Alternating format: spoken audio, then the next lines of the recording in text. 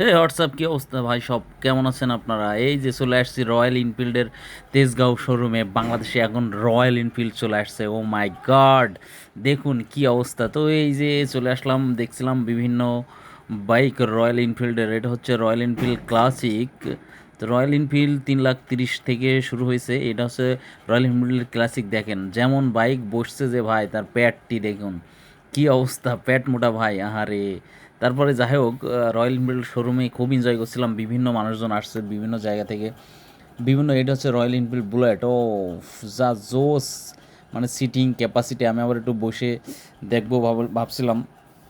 তো কি বলবো ভাই, মানে মাথা নষ্ট করা সব বাইকের কালেকশান এই রয়্যাল এনফিল্ড। এটা হচ্ছে রয়্যাল এনফিল্ড আপনার ইয়েটা। যাই হোক, কী বলবো, মানে এত এত অস্থির বাইক যে এখানে, আর কী পরিমাণ যে মানুষ আসছে! এই যে মেন রোডের সাথে, তেজগাঁও মেন রোডের সাথেই কিন্তু এটা হচ্ছে হিমালয়ান, কি হিমালয়ান, ইয়েস হিমালয়ান। হিমালয় যে বাইকটা রয়্যাল এনফিল্ড, এটা ভাই কি বলবো ভাই, এত অস্থির দেখতে ভাই, যেমন লুকিং যেমন গরিয়াস, মাথা নষ্ট করা, আরে অস্থির। তারপর দেখুন এই যে একটা বাইক রয়্যাল এনফিল্ডের, যে বাইকগুলোর মধ্যে এই বাইকটা সব থেকে ভালো লাগছে, সব থেকে বেশি গর্জিয়াস লাগছে আমার কাছে। এত অস্থির রকমের ডিজাইন এবং যে কালার বা যে কম্বিনেশন, যে অস্থির করছে, যে ডুয়েল সিট পাই, কি বলবো, দেখলেই মনে হয় যে ভাই আমি নিয়ে বসে থাকি, এটা জড়াই ধরে শুয়ে থাকি, এমন একটা অবস্থা। কত মানুষ আসছে দেখুন, 2 তলা এবং নিচতলাতে শোরুমটা। নিচতলায়ও কিছু বাইকের কালেকশন আছে, আবার এখানে কিছু বাইক আছে রয়্যাল এনফিল্ডের।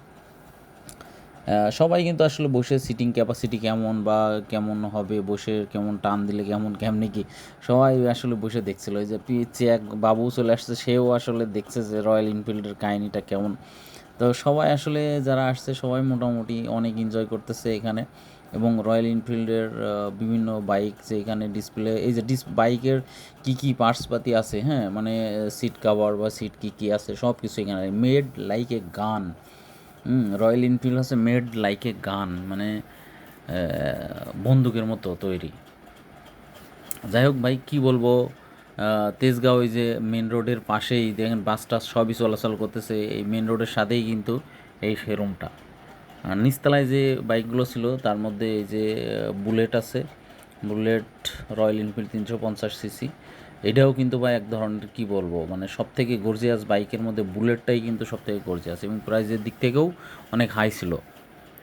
তো দেখেন লুকিংটা, দেখেন কি অবস্থা, আর হে শালা মাথা নষ্ট করা অবস্থা ভাই। লুকিং দেখলে মনে হয় যে বাইকটা আজকেই মনে হয় নিয়ে গেলে মনে হয় ভালো হবে, এমন একটা অবস্থা। ও দেখেন মিটার, দেখছেন কি গর্জিয়াস!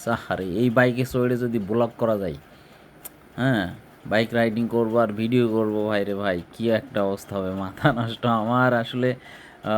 আর এই যে হান্টার আছে, হান্টারটাও কিন্তু জোস কালার। হান্টারটা দেখতে কিন্তু অনেকটা ওই যে ইয়ামাহা আর এক্সের মতো লাগে।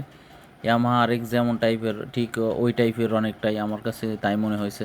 তবে সাউন্ড কিন্তু ভাই জোস, যে সাউন্ড ছিল ভাই, মাথা নষ্ট করা, মানে এই যে ঠিক কিন্তু ইয়ামাহা আর এক্সের মতোই লাগে আমার কাছে, যেটা মনে হয়েছে আমি সেটাই বললাম। আর এটা হচ্ছে রয়্যাল এনফিল্ড ক্লাসিক। ক্লাসিকও কিন্তু জোস একটা বাইক, দেখতে যেমন, মানে বৈশা ক্যাপাসিটিও, মানে রিল্যাক্সেবল, যে কি বলবো, কমফোর্টেবল।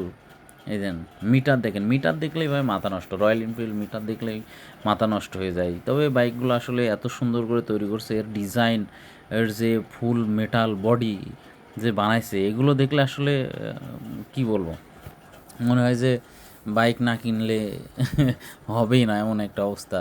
তো আসলে কিছু হেলমেটের কালেকশনও আছে কিন্তু রয়্যাল এনফিল্ডে আসলে, রয়্যাল এনফিল্ডের হেলমেট, এই যে আর একটা বাইক, ও জোস একটা বাইক এটা। রয়্যাল এনফিল্ডের এই বাইকটাও কিন্তু খুবই মারাত্মক একটা বাইক। রয়্যাল এনফিল্ড লেখা দেখেন খোদাই করে, কি সুন্দর করে লেখা।